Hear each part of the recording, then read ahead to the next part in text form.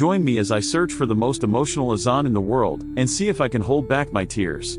The azan, or Islamic call to prayer, is more than just a ritualistic phrase, it's a symphony of emotions that resonates deeply with Muslims around the world. From the earliest dawn prayers to the evening's quiet reflections, the azan has the power to evoke feelings of peace, tranquility, and connection to the divine. But what makes an azan emotional? Is it the tone, the melody, or the words themselves? The truth is, it's all of these and more. As we venture out to find the most emotional azan in the world, I want to acknowledge that emotional resonance is subjective. What moves one person to tears might not have the same effect on another. Cultural backgrounds, personal experiences, and individual preferences all play a role in shaping our emotional responses to the azan. Muslims from different cultures have their own unique renditions of the azan, each with its own distinct character and emotional depth. Some are hauntingly beautiful, with soaring vocals that send shivers down the spine, while others are more subdued, with a quiet contemplation that invites introspection. The challenge of finding the most emotional azan lies not just in the sheer diversity of styles, but also in the deeply personal nature of emotional response. What might be emotional for one person might not resonate with another. It's a highly subjective and intimate experience. As we delve into the world of azans, we'll explore various examples from around the globe, from the ornate mosque prayers of Istanbul to the rustic village calls of rural Africa. Each one has its own story to tell, its own unique melody and emotional cadence that speaks to the human experience.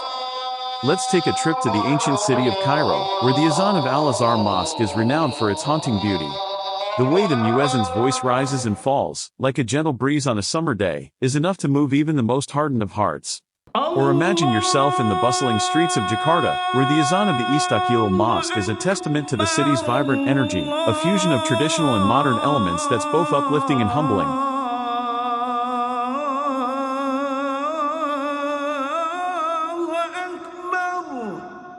In the ancient city of Mecca, the Azan of the Grand Mosque is a spiritual experience unlike any other. The sheer scale, the grandeur, and the sense of community all come together to create an atmosphere that's both overwhelming and awe-inspiring.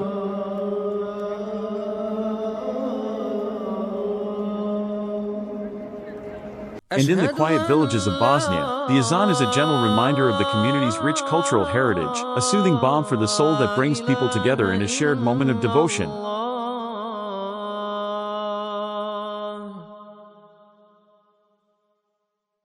But among all these incredible azans, there's one that stands out as particularly emotional, the Azan of Sheikh Abdul Rahman Al-Sudais from the Grand Mosque in Mecca. There's something about his voice, his tone, and his delivery that transcends borders and cultures, speaking directly to the heart.